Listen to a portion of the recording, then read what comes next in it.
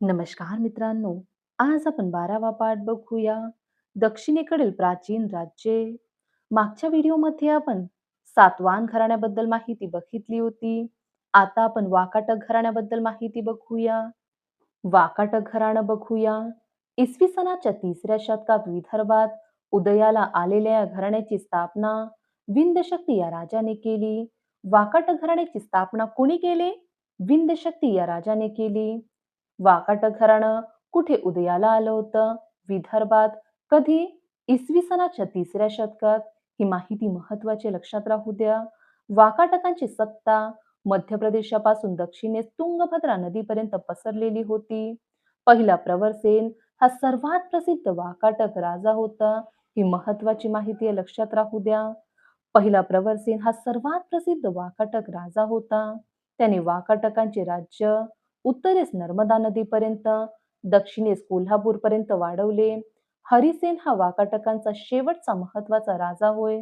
बघा, हरिसेन हा वाकाटकांचा शेवटचा महत्वाचा राजा होय. हरिसेनाचा मंत्री वराहदेव हा बौद्ध धर्माचा अनुयायी होता. त्याने अजिंठा येथील 16 क्रमांकाचे लेणे खोदवून घेतले. वराहदेव हा कोण होता? हरिसेनाचा मंत्री होता. हे एक लक्षात राहू द्या.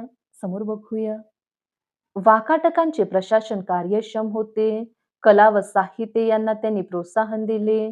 त्यांच्या काळात महाराष्ट्री या प्राकृत भाषेत विपुल ग्रंथरचना झाली.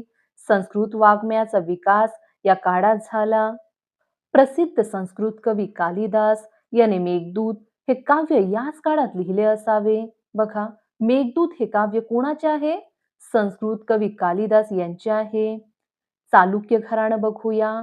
इसवी सनाच्या 6व्या शतकात पहिला पुलकेशी याने चालुक्य घराण्याची सत्ता स्थापन केली. बघा, चालुक्य घराण्याची स्थापना कोणी केली? पहिला पुलकेशी याने. आजच्या कर्नाटक राज्यात बदामी येथे या घराण्याची राजधानी होती, म्हणून त्यांना बदामीचे चालुक्य असे म्हणतात. चालुक्य राजा दुसरा पुलकेशी याने सम्राट हर्षवर्धनाचे आक्रमण परतवून लावले होते. हे लक्षात राहू दे. यावर आपल्याला प्रश्न विचारला जाऊ शकते. चालुक्य राजा दुसरा पुलकेशी याने सम्राट हर्षवर्धनाचे आक्रमण परतवून लावले होते. चालुक्यांच्या काळात अनेक तलाव व मंदिरे बांधली गेली.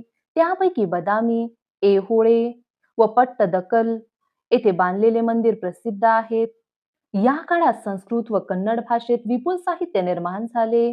बघा, चालुक्यांच्या काळात संस्कृत व कन्नड भाषेत विपुल साहित्य निर्माण झाले. हे एक लक्षात राहू द्या. उच्चपात, सामंतभद्र यासारखे प्रतिभावंत कन्नड कवी चालुक्य काळात निर्माण झाले. पल्लव घराणं बघूया.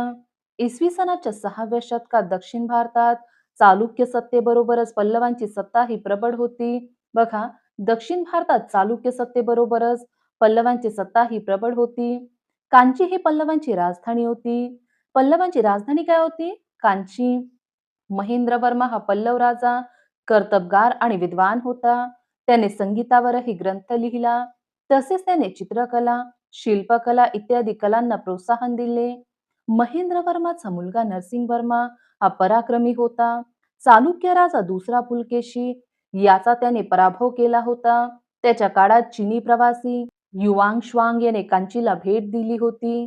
प्रसिद्ध संस्कृत कवी भारवी पल्लवांच्या दरबारी होता. हे महत्वाचे लक्षात राहू द्या. कवी भारवी पल्लवांच्या दरबारी होता. नरसिंहवर्माच्या काळात महाबलीपुरम येथील प्रसिद्ध रथ मंदिरे तयार झाली. बघा, कुणाच्या काळात महाबलीपुरम येथील प्रसिद्ध रथ मंदिरे तयार झाली? पल्लव राजा नरसिंहवर्माच्या काळात. पल्लव राजे विद्या व कलांना प्रोत्साहन देणारे होते. या ठिकाणी आपल्याला महाबलीपुरम येथील रथ मंदिरे दिली आहे. रथ मंदिरे कुठे आहे? महाबलीपुरम येथे. पल्लवांचे आरमार प्रबळ व सुसज्ज होते. त्यांच्या काळात भारताचा आग्नेय आशियाशी जवळचा संबंध आला. पल्लव काळात देशांतर्गत व देशाबाहेरील व्यापार भरभराटीला आला होता. पल्लव राजे शैव व वैष्णव पंथाचे आश्रयदाते होते. त्यांच्या राज्यात सर्व धर्मांच्या लोकांना सहिष्णुतेने व न्यायाने वागवले जाई, असे वर्णन युआंग श्वांग या चीनी प्रवाशाने केले आहे.